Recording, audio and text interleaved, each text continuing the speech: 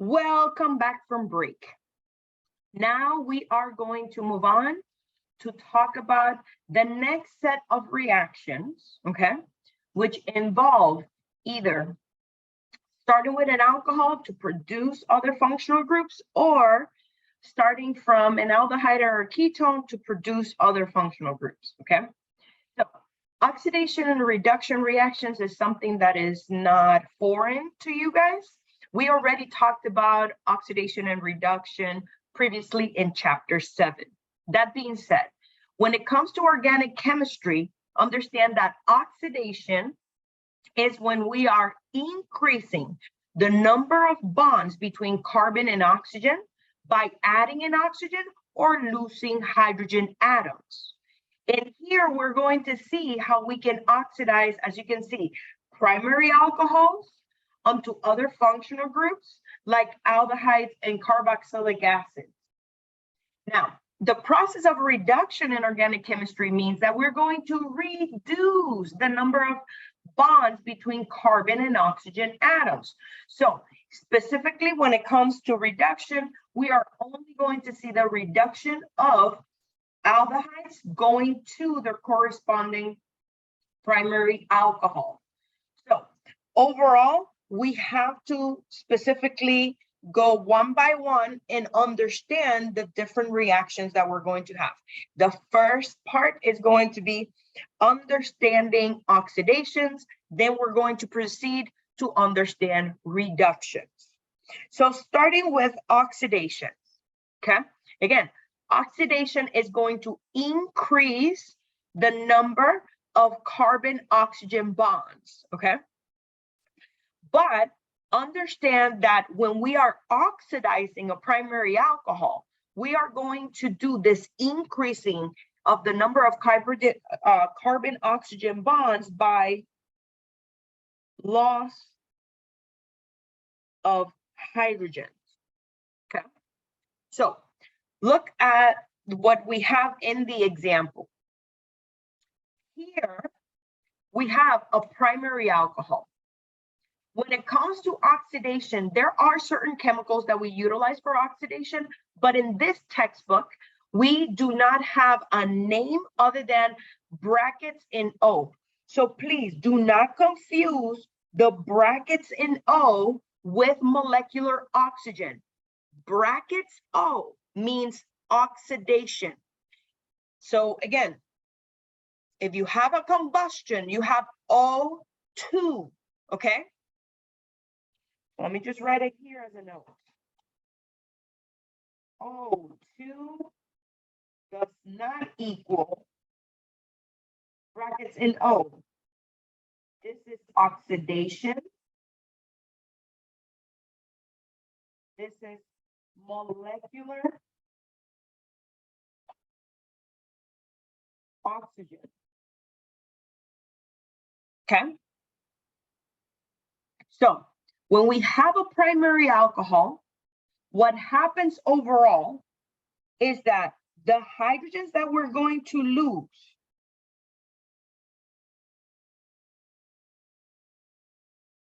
are going to be the one bonded to the oxygen, the one bonded to the carbon that is holding the oxygen, okay? And for those of you that are like, where's those hydrogens going? Those hydrogens will combine with the oxidant and make water. But because water doesn't have carbon, that's why we don't write it as a product. So what happens overall in the transition of an alcohol that is primary to an aldehyde, you can see that we increase the number of carbon and oxygen bonds because now we see the formation of a double bond. Carbon used to be single bonded to oxygen, now it's double bonded. So that's how we increase the number of carbon-oxygen bonds, okay? Now, one more thing that I need to specify, and this is not given in the textbook, but I'm bringing it up in lecture, so I'm expecting to test you guys in the exam.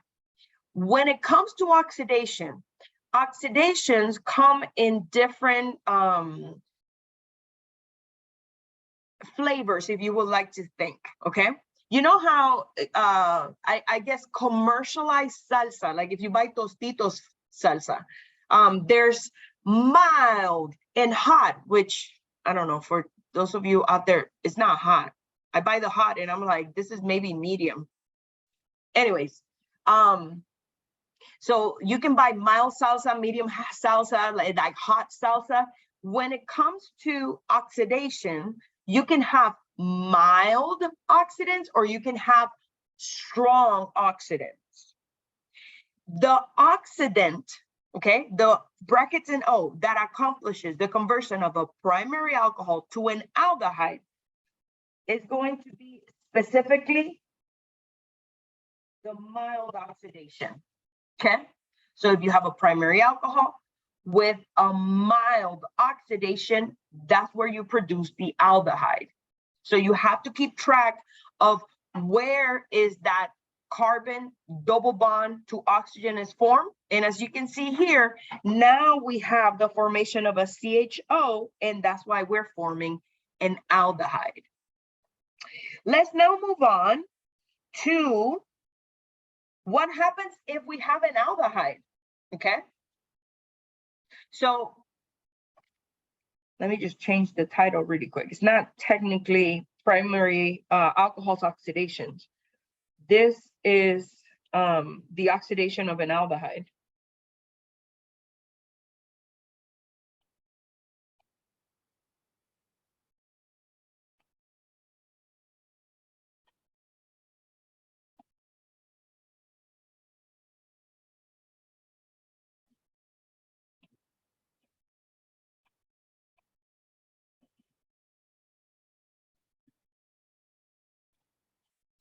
Aldehydes can be further oxidized, okay?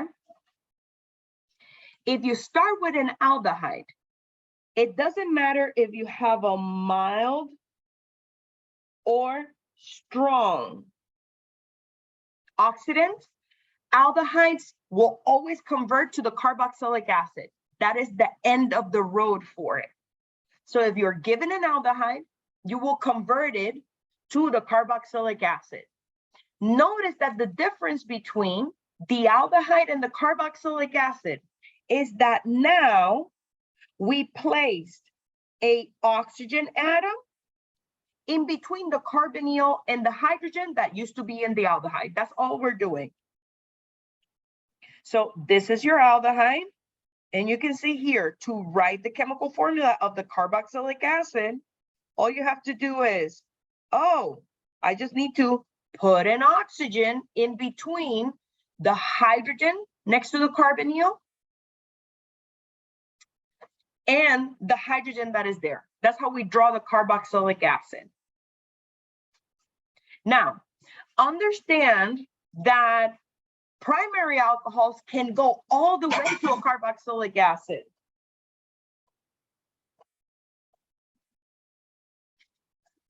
When a primary alcohol is going all the way to the carboxylic acid under strong oxidation conditions, we can accomplish that. If you look overall at what we're doing, there's a carbon atom right here, okay, that has two hydrogens. The hydrogens will be lost, okay? So we lose those hydrogens, it mixes with the oxidant, it makes water. In its place, this carbon atom is now going to also be double bonded to oxygen. So if we keep track of the atoms, this is this, and now we'll be double bonded with oxygen. Okay? 2 more oxidations before we start practicing. Next is the oxidation of secondary alcohols. It doesn't matter if we have mild, okay, conditions of that oxygen or strong oxidation conditions. A secondary alcohol only has one route, and that is to form a ketone, okay? Now, why is it that we can oxidize secondary alcohols? Because the alpha carbon, as we saw before with the primary case, has a hydrogen atom. So the loss of hydrogen, meaning we're going to lose the hydrogen at the carbon that is holding the OH, we're going to lose the hydrogen at the OH. And when that happens, now we're going to create that carbon double bond with oxygen. The other side of the molecule remains the same. That's why we form a ketone. What happens if instead of having a primary alcohol or a secondary alcohol, we are given a tertiary alcohol? Now, in a tertiary alcohol, the carbon that is holding the OH, the alpha carbon, does not have a hydrogen because there's no hydrogen that can be oxidized. That means that a tertiary alcohol under oxidation conditions, it doesn't matter if it's mild or strong, no product will be formed. There's no reaction, okay? Any questions on the oxidations of primary, secondary, tertiary alcohols, or the oxidation of an aldehyde?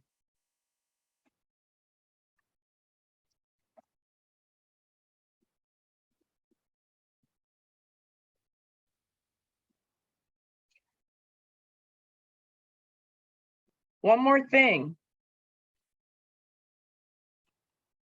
Ketones can be oxidized. Okay, so a ketone cannot be oxidized.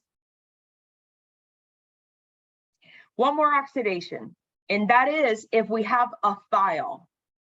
Okay, so when we have a thiol,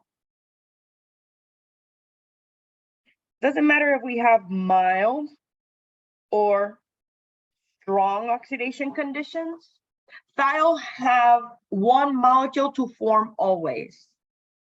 So if we have 2 moles of thiols, what we form is that each thiol is going to release a hydrogen and both molecules will be linked through the sulfur. So the formation of this compound that now has 2 sulfurs linked to one another is what we call in chemistry a disulfide bond.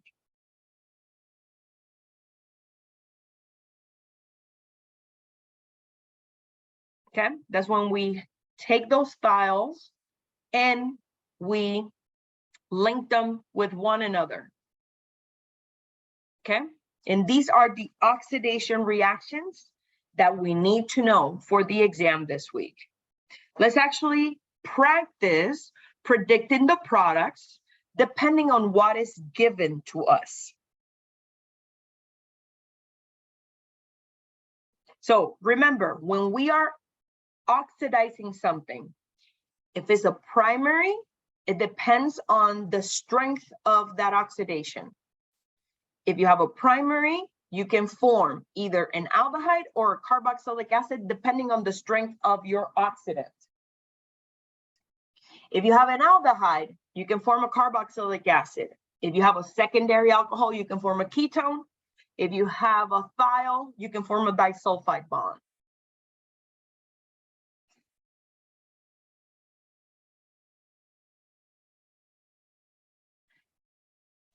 So again, as I mentioned to you guys in the first half of today's class, pattern recognition, okay, is the key to success into correctly predicting the products of this reaction. Reaction number 1, what is the functional group given? Let's put it in the chat. What is the functional group given?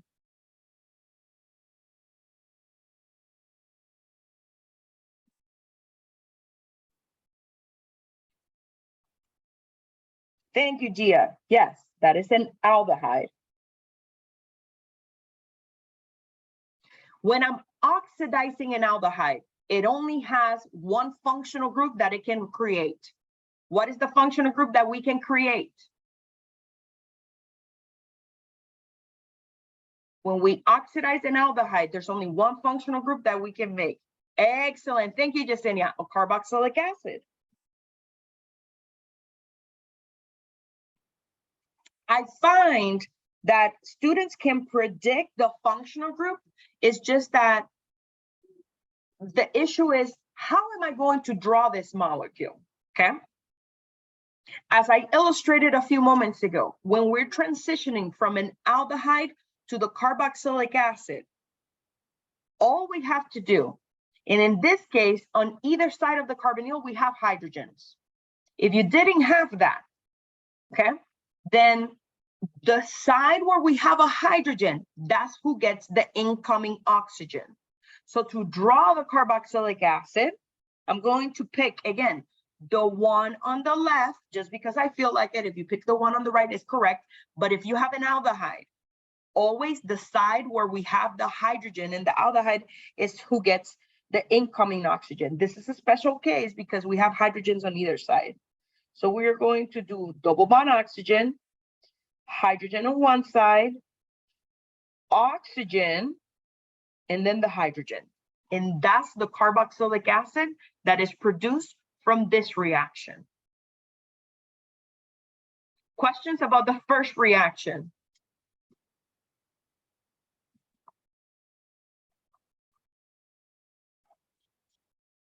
Second reaction, what kind of alcohol do I have? Primary, secondary, or tertiary? 1, 2, or 3?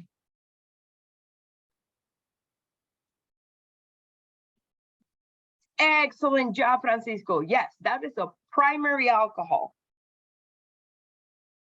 So if I have a primary alcohol and I'm oxidizing it under strong conditions, what is the functional group that I make?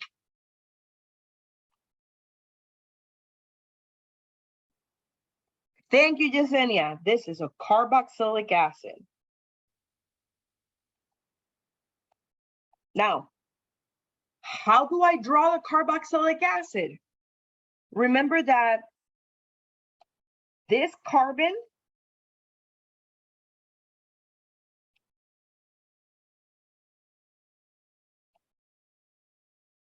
is the one that gets the double bond oxygen, the one that is holding the OH. So I'm going to redraw my molecule.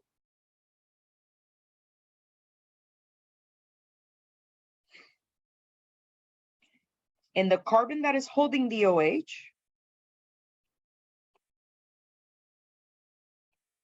is going to get the double bond O.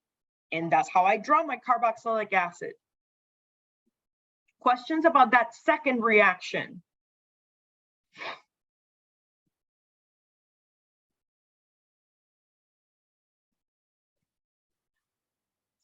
Let's move on to the next example. What if I have multiple oxygens in a molecule? Understand that under these conditions, you guys,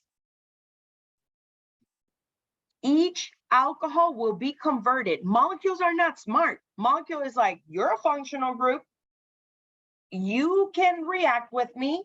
I'm going to convert you into whatever functional group you're going to be converted to.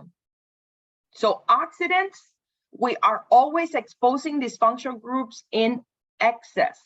Okay, so understand that if you have, for example, in this molecule, 2 alcohols, both of them will be turned into whatever functional group they're going to be turned into under these conditions. So what is the classification of this alcohol? What is its classification? Primary, secondary, or tertiary? Thank you, Alexa and Daniela. Exactly. Thank you, Gia. That is a secondary alcohol.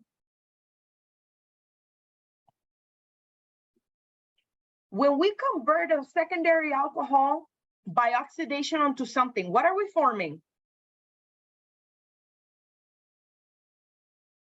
What functional group forms when a secondary alcohol gets oxidized? Great job, a ketone. What about this alcohol? What is its classification? Excellent. That's primary. Now, under mild conditions, what are we going to form?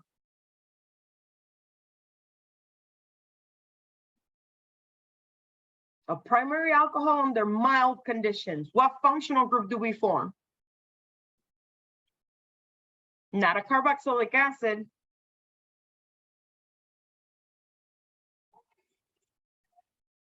Excellent, an aldehyde.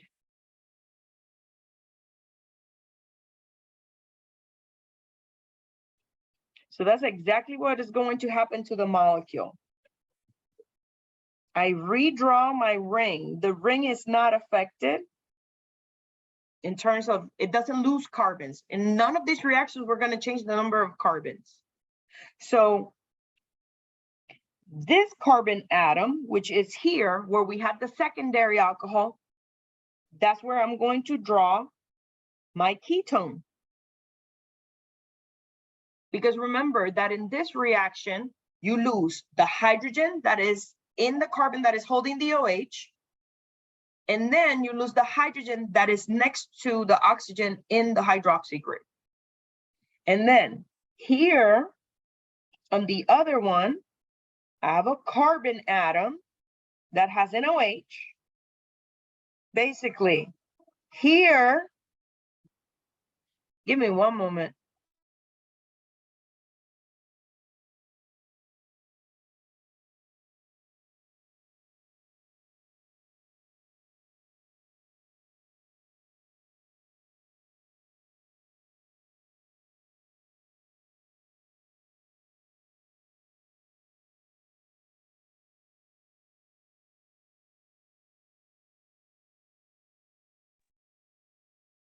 So then, remember that the carbon that is holding the OH is what turns into an aldehyde. Okay? Questions about our third example?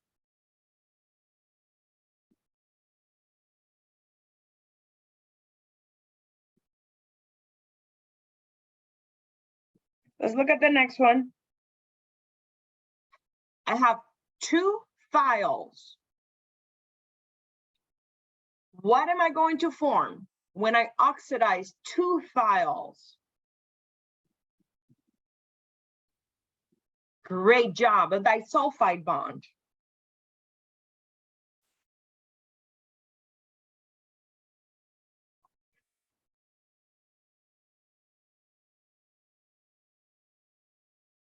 So when it comes to this disulfide bond, how do I draw it? I take the first molecule and I draw it out up to the sulfur. I take the next molecule and I'm going to link its sulfur and then the rest of the molecule.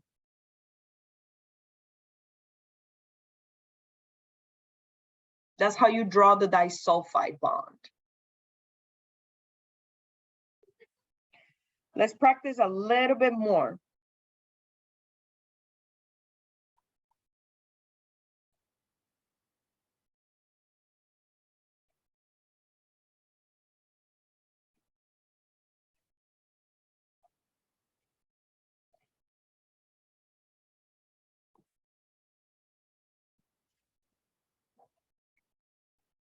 I'm going to give you guys 3 minutes to go ahead and define and write the structures on your end for the products of these reactions. Again, it's the same process. You're going to be identifying the functional groups that are given, and then you're going to define what functional groups are you going to be creating. Okay? So I'll give you guys 3 minutes to predict the products of the following reactions.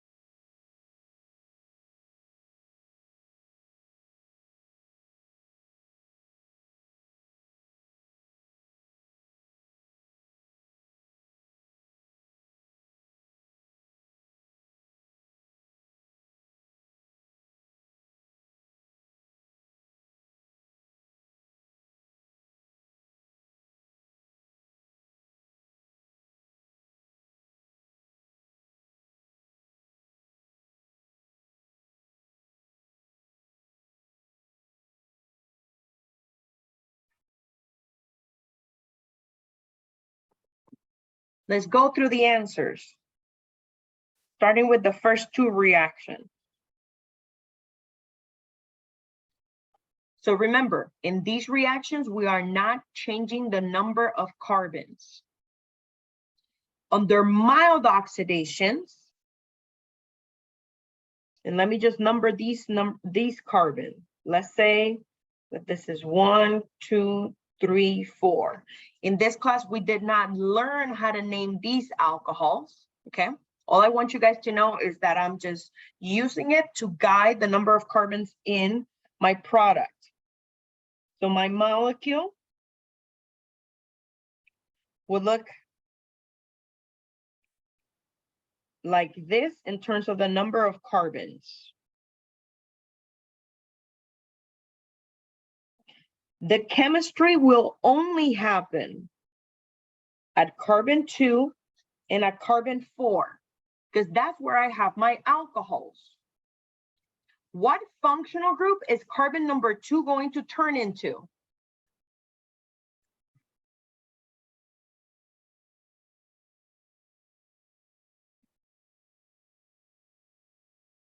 What functional group is my alcohol on carbon number 2 going to turn into? Great job, Gia. Yes, onto a ketone. How do I draw that ketone? Double bond oxygen, done. Carbon number 4 alcohol, under mild conditions, what is it going to turn into? What functional group? Great job, Yesenia. It's going to turn into an aldehyde. Double bond oxygen bonded to hydrogen. Great job, April. So that is the product of that reaction. Second reaction, what are we forming? We have thiols and we're oxidizing them. It should just click. That one is an easy one. Great job, April. Exactly. Awesome, Daniela and Gia. Yes. We are forming a disulfide bond. How do we draw it? We draw the first thiol up to the sulfur, and then I connect it to the sulfur on the second thiol, and then I draw whatever's attached to it.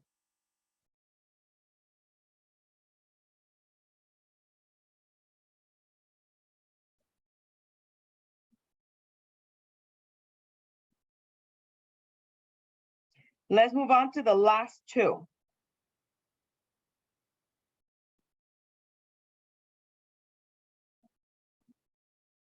Here I have 1, 2, 3, 4, 5 carbons, okay? So I'm just going to redraw it.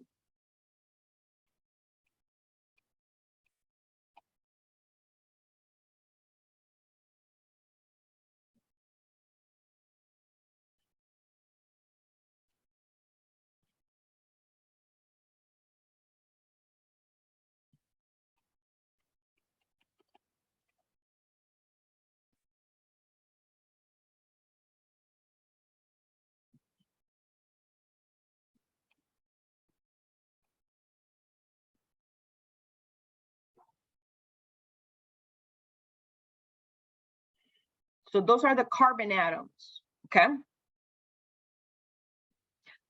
Carbon number 1 is an aldehyde. Under mild conditions, what is the functional group that is going to turn into? So carbon number 1 is an aldehyde. What is the functional group that is going to turn into? Great job, Francisco, Alexa, Daniela, great job, a carboxylic acid. How do I draw it? Double bond O, OH.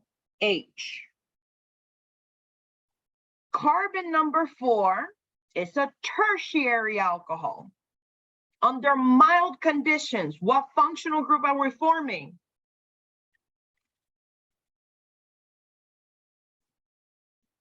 Exactly, there's no reaction in that corner. So you know what that means? That we're going to retain that alcohol. So if the tertiary alcohol was by itself, then the answer will be no reaction. But because in this molecule, we have another functional group that will react, then please do not write no reaction, because the no reaction is happening at carbon 4. So we're going to retain that alcohol. Okay, let's move on to our last example. Again, we're not changing the number of carbons. This is 1, 2, 3, 4, 5, 6, 7. Let me rewrite my 7 carbons. 1, 2, 3, 4, 5, 6, 7.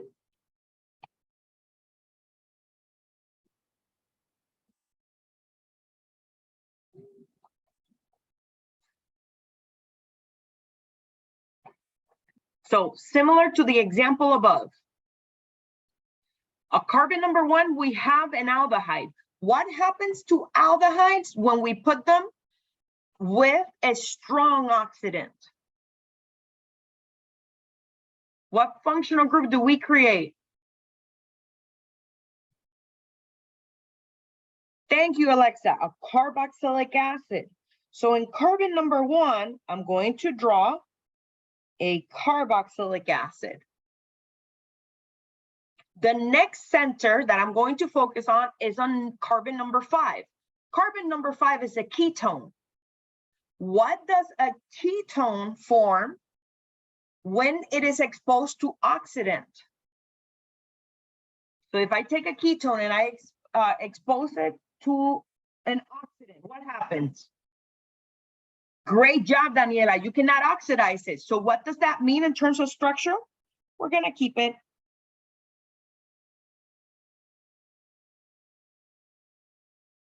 Okay. So understand that in the case of tertiary alcohols, or ketones for that matter, if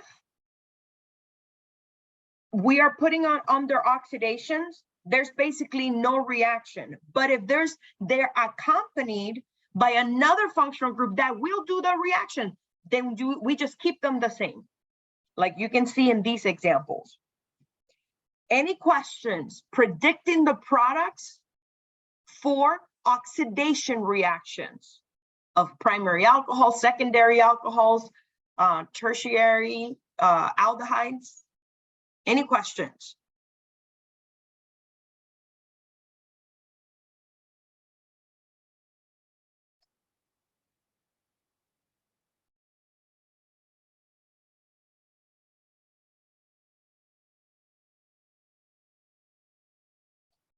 Before we move on to talk about reductions, I want to introduce to you guys chemical tests, okay?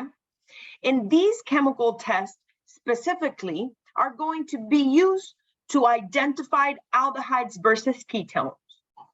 So the chemical test on the left, this is the Tollens test. And in the Tollens test, if you have a sample that is an aldehyde versus a sample that it is a ketone, understand that if you put the Tollens reagent on each, only the aldehyde will do the following reaction.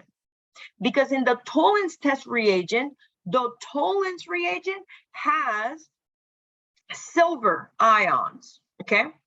And that silver ion, what it's going to do is that it's going to help in the process, okay?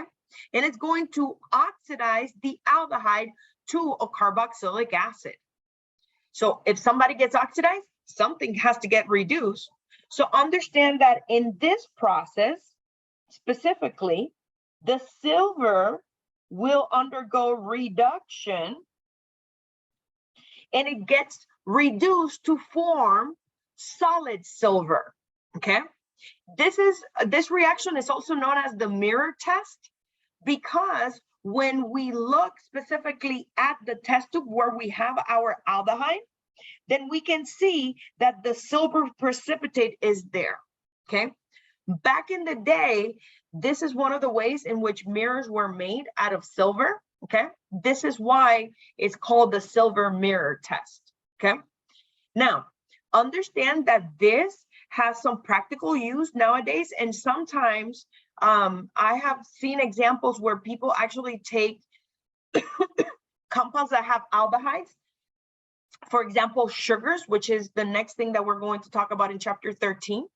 And they do the Tollens reagent in order to get silver being precipitated onto surfaces of whatever object they want. And this is how sometimes those silver ornaments are made, okay? Because they do the Tollens reagent, okay? They just, you know, take the object, dip it in sugar, do the Tollens test, and then all of a sudden, boom, you have your silver ornament.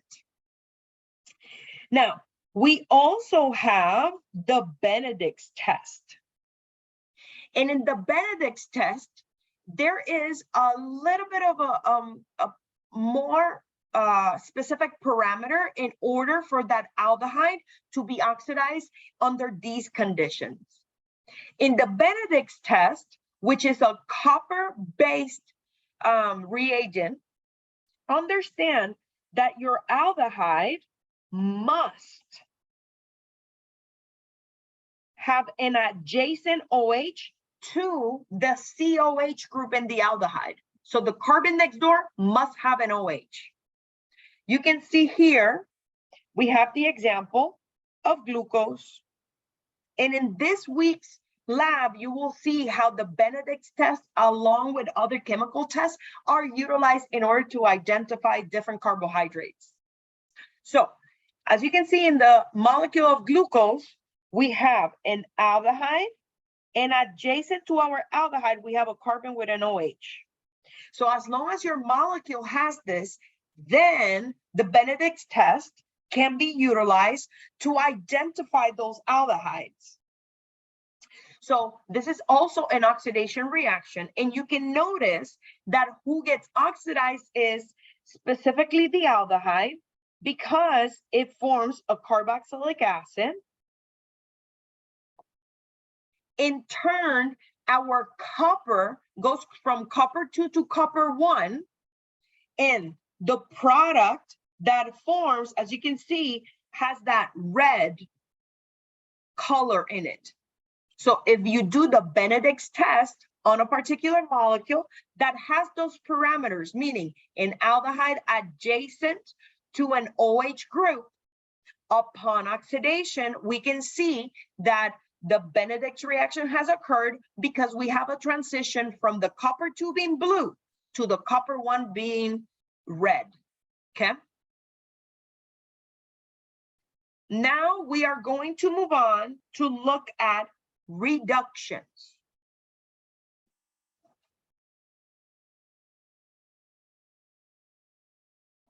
As I mentioned to you guys, when it comes to reductions, okay, reductions specifically are going to happen, at least in this class, we're only going to discuss what happens to aldehydes and what happens to ketones, okay?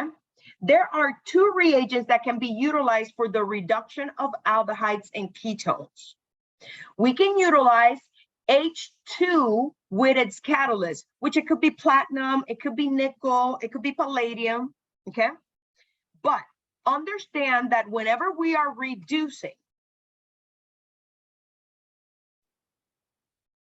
an aldehyde, you're going to form the corresponding primary alcohol.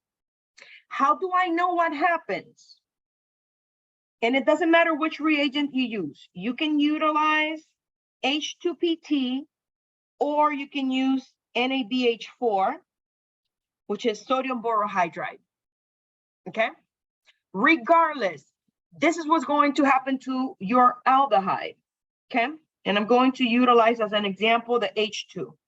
These two hydrogens, okay, are going to go to the oxygen in the carbonyl, to the carbon in the carbonyl. Each of them is going to receive a hydrogen. That's how you make the primary alcohol. Again, it doesn't matter if you use H2PT or NaBH4.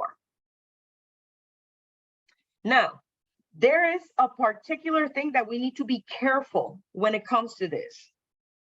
We have seen this reagent before. Understand that if an alkene is present,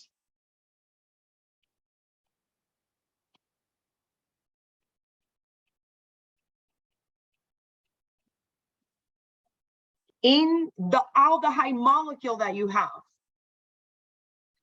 that is going to turn into an alkane. Because again, like I told you guys, molecules are not smart. That H2, platinum, nickel, palladium, is going to look at the aldehyde and be like, oh, I can transform you to a primary alcohol. And if there's an alkene present, it's going to say, oh, and I can transform you into an alkane. NABH4, on the other hand, only reduces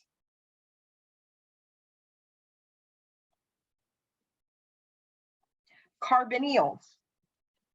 So if you have NABH4 and you have an alkene, understand that NABH4 is going to look at the alkene and be like, I cannot do anything with you. I can only act on the carbonyl, and I'm going to turn it into an alcohol, because NABH4 is not reactive towards an alkene.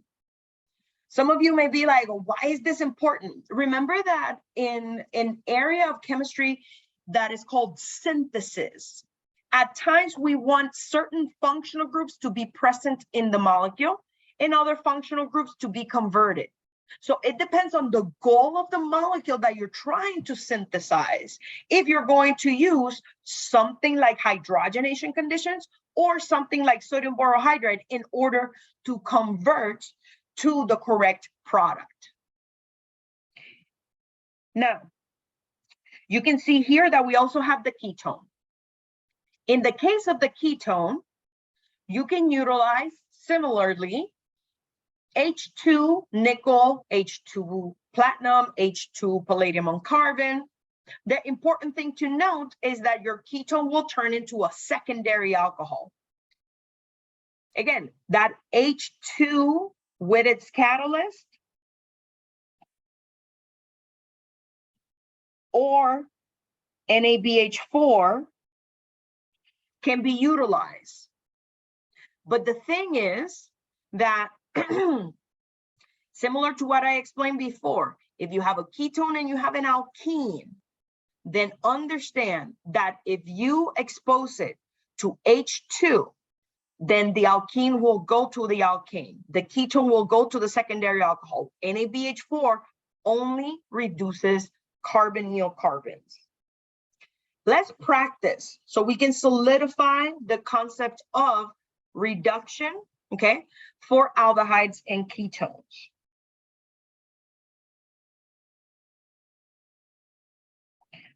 We have the following example. What are the two functional groups that we have in our reactant?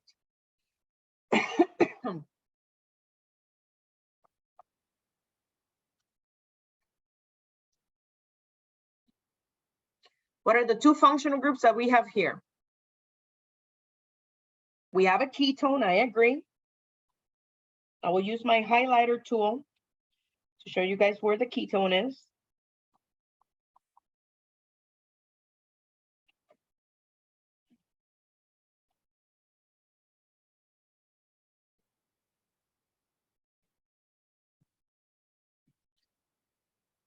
And we also have an alkene.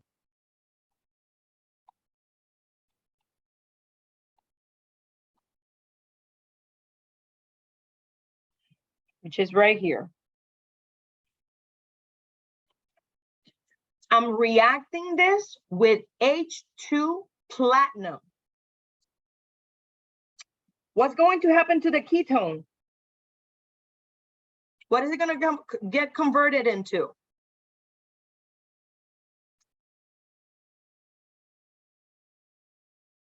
Where is the ketone going? Great. This is going to turn into a secondary alcohol. What happens to the alkene? under these conditions is going to form an alkane. Again, the number of carbons is not going to change.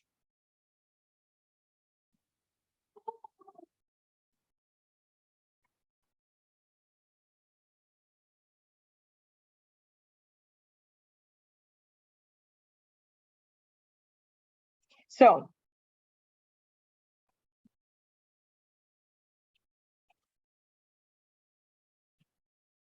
this area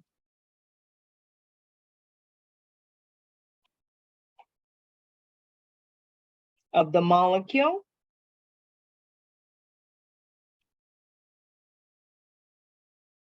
will turn into a secondary alcohol.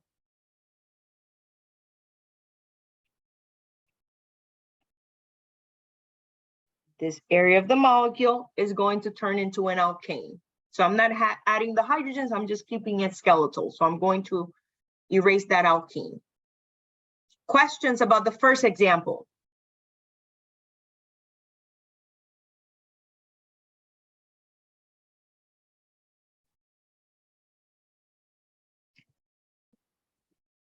Let's move on to the next.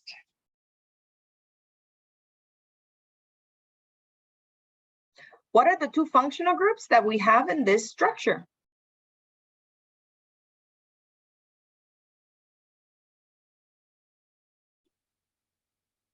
Great, we have a ketone.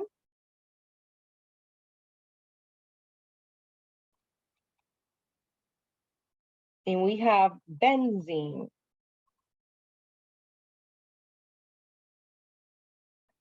In other words, an arene. Okay?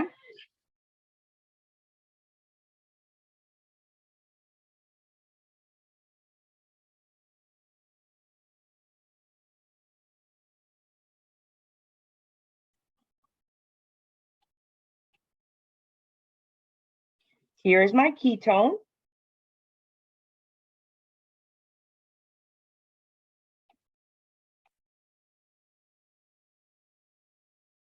Here is my benzene.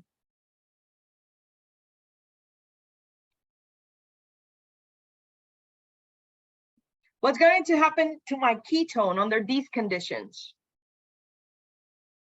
Great, we're going to make a secondary alcohol. What's going to happen to my benzene under these conditions?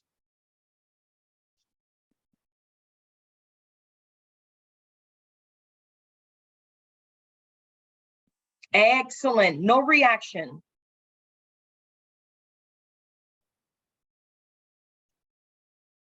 So we're going to keep it the same, because you guys remember, hopefully, and thank you, Gia and Daniela, for remembering that when we have arenes, they do not behave like alkenes, so we cannot hydrogenate them. So that means that we're going to redraw our benzene.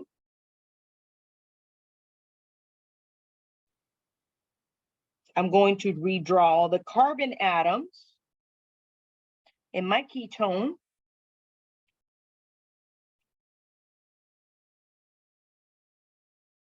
And then the area of the ketone is going to turn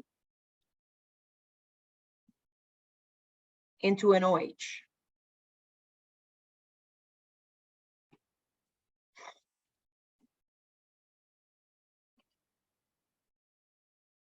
Let's go through the third example. What are the functional groups that I have in this molecule? There's three. What are the functional groups in this molecule?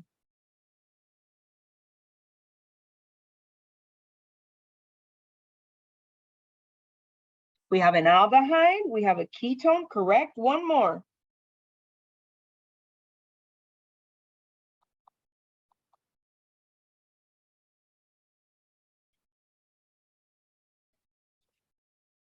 Great, we have an alkene.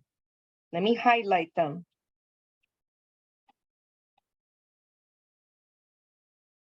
This is my ketone.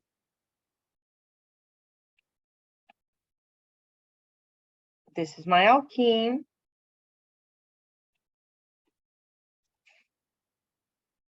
This is my aldehyde. When we expose those three functional groups, what happens to the aldehyde? What functional group does it turn into? Great, a primary alcohol. What about the ketone? What does that turn into? Excellent. A secondary alcohol. What about the alkene? What does that turn into?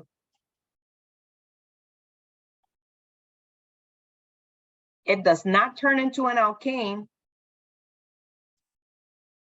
We are exposing it to NABH4.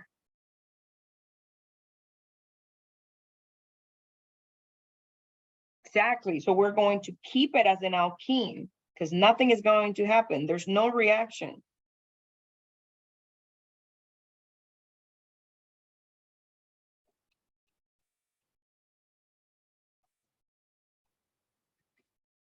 So when we draw it, again, we're not changing the number of carbons.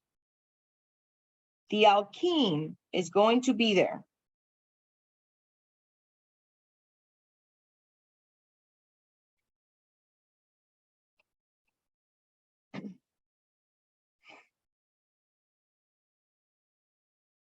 This is where I had my ketone.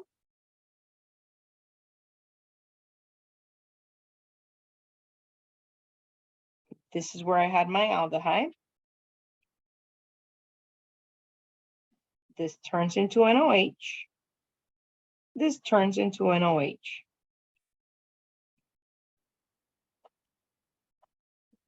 So the ketone turned into a secondary alcohol, the aldehyde to a primary. Questions so far in the transformation when we're reducing aldehydes or ketones?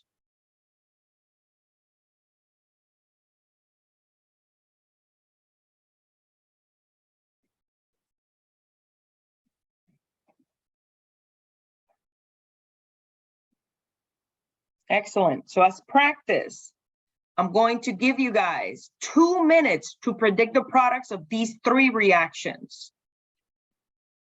And we're going to go over the answers.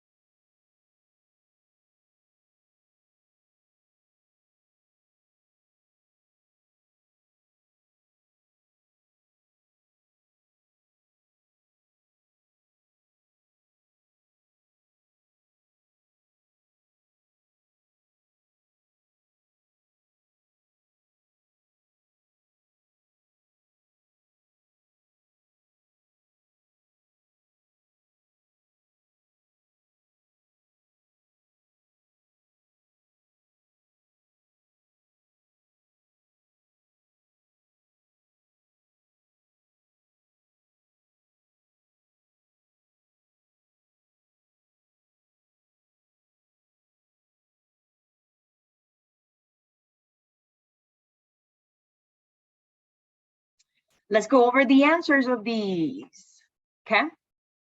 So in the first one, we have an aldehyde and an arene, okay? Under these conditions of reduction, the only thing that will be affected is the aldehyde. We have 1, 2, 3, 4, 5 carbon atoms in our longest carbon chain. So I'm going to redraw that.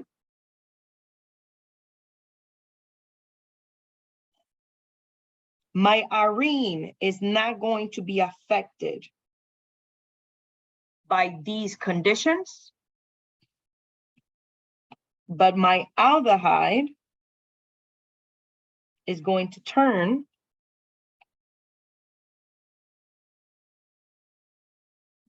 into a primary alcohol.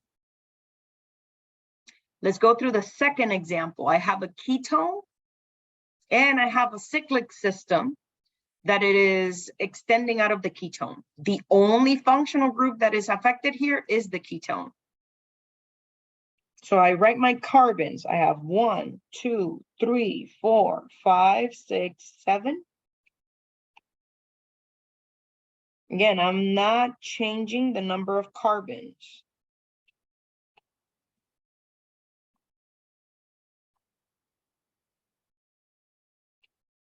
Out of carbon 2, we will still have that functional group. It's just that our carbon 2, now we're going to have an OH. Lastly, in the last structure, we have an aldehyde and we have a ketone. The number of carbons is 1, 2, 3, 4, 5, 6, 7, 8. I'm going to draw those 8 carbons. 1, 2, 3, 4, 5, 6, 7, and 8. Let me number them. 1, 2, 3, 4, 5, 6, 7, 8. The aldehyde on carbon 1 is going to turn into a primary alcohol. The ketone on carbon 7 is going to turn into a secondary alcohol. And that's the product of that reaction. Any questions on reductions of aldehydes and ketones?